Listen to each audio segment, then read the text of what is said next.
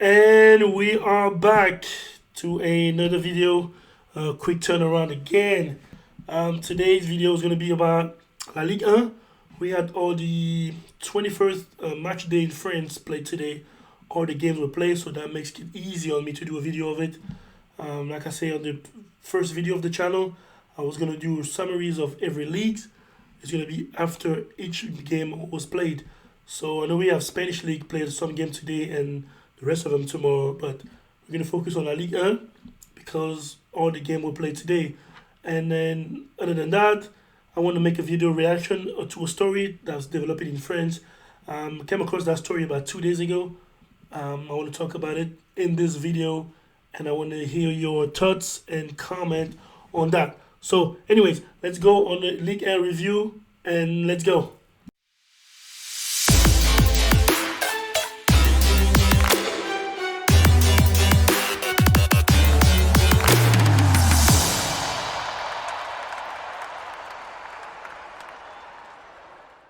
And we're going to start on Le Rocher in Monaco.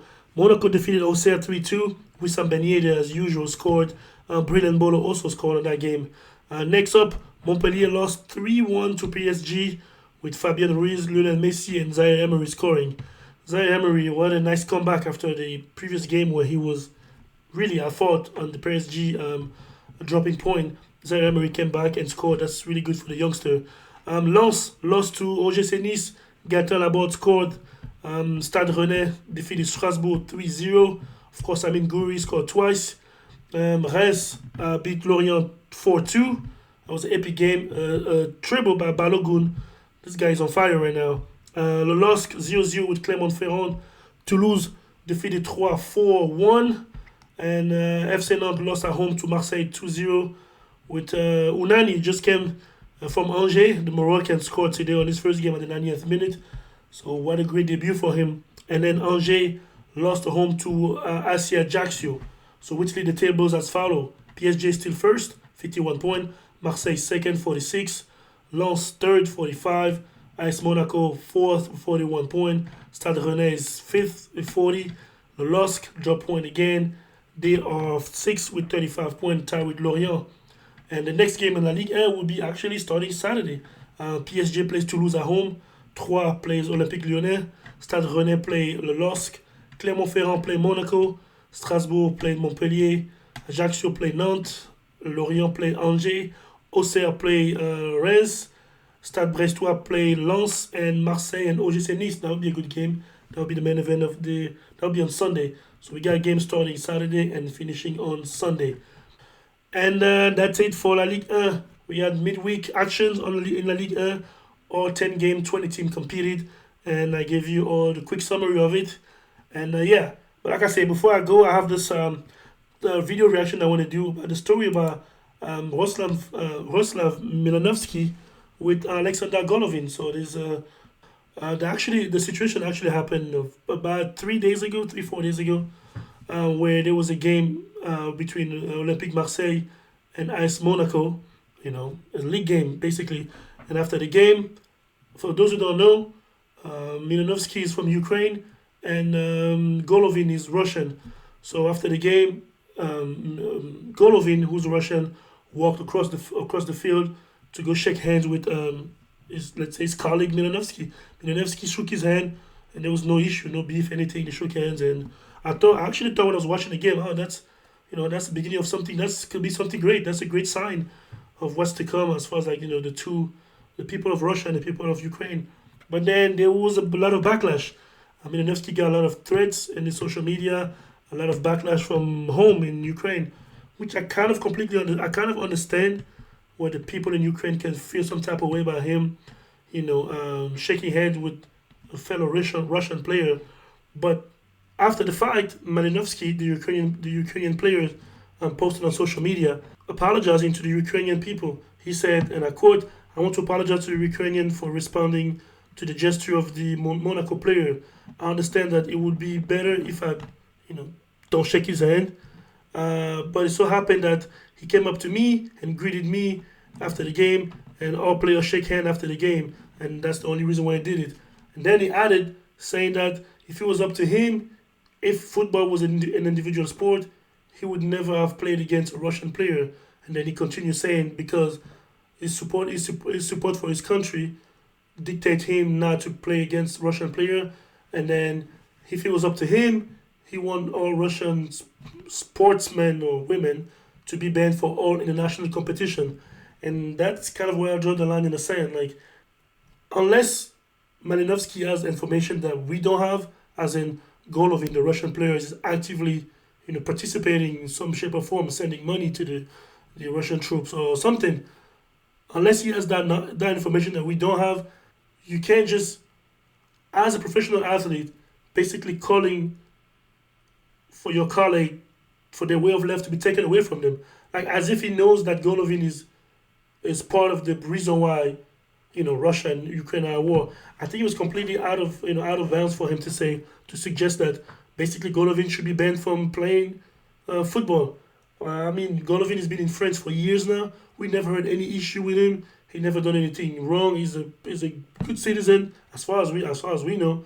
Even on and off the field. I mean, it takes a man knowing that your two countries are at war to walk up to you to shake your hand. Maybe Golovin was thinking this can be the beginning of something. We can. Some of the people are gonna need this after this conflict is over.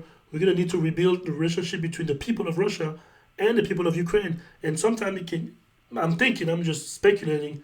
Maybe Golovin was thinking in his head, hey, we can be the cornerstone of something, of a movement, because it was a main event game, Marseille against Monaco.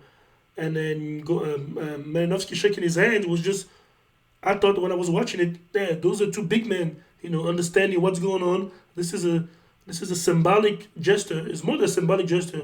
This is an iconic gesture that 15, 20, 30 years from now, people are going to, when they start rebuilding relationship between the two countries, people can, lean on stuff like that and say, hey, while the war was going on between our countries, these two men shook hands. But for Malinovsky to come around and say he regrets, he didn't mean to do that, it was a reflex, it was mechanical, and if it was up to him, basically Golovin shouldn't even be in the same field as him because he's a Russian. Like to me, that's extremely far from Malinovsky's side of point of view. You can support your country. I understand that 100%. I support mine, and I will always do. But you also need to understand, even during the war, there are civilian, and they are the government, and they are the military. Like, you can't put everybody in the same basket. Like when we were at war with Germany, it doesn't mean every single person in Germany, every single German, not even person in Germany, every single German is responsible for what's going on, and therefore they need to lose their job or they need to lose their way of life. No. Now, if someone knows that Golovin is participating, which I doubt because he's still playing for the French League, I'm sure the French League investigated him or the people look into it and they found nothing foul about it. So for Malinovsky he's been in the league for like a week or 2 weeks now. Golovin has been in the French League for years. So this guy never been in trouble ever, never done anything wrong. And you just got here and you're trying to dictate, your feelings to the whole league. No, Golovin, I hope he doesn't get too much backlash in France because sometimes stuff like that can start a spiral and then Golovin can get pushed aside. I mean, it will be an easy scapegoat, Would you rather support Malinovsky or Golovin? If you support Golovin, then you must be pro-Russian. So sometimes people can react poorly and kick Golovin out of it, but I really think Malinovsky should reconsider. And I thought it was poor decision making for him to even respond to the social media post because people on social media are not the most well thought of people on earth. I mean, as far as from my experience, people are there some are there to troll, some are there high of emotion, and some are legitimately thinking that you're a traitor because they're living in Ukraine while the war is happening. But Malinovsky should know better. There will be peace at some point with these two countries, hopefully. When the peace comes, people are going to look for signs of reconciliation. You two shaking hands would have meant more than that social media post you post afterwards. Now, that's just my opinion, luckily, and I want to turn it to you guys, the people. Do you think it was wrong for Golovin, the Russian player, to go shake hands with the Ukrainian player Malinovsky? What do you think about Malinovsky's reaction? Do you think he's right for saying that every single Russian athlete should be banned because of the war against Ukraine? Anyway, let me know in the comment below what you think about the situation. with Malinovsky and Golovin. Who you think is the bigger man? Who you think? Do you think? What would you do if your country was at war with another country? Would you call for everyone from that country to be removed from their place of job, even if both of you guys are overseas? And let me know in the comment below. I want to hear your thoughts and comment, and I'll see you on the next one.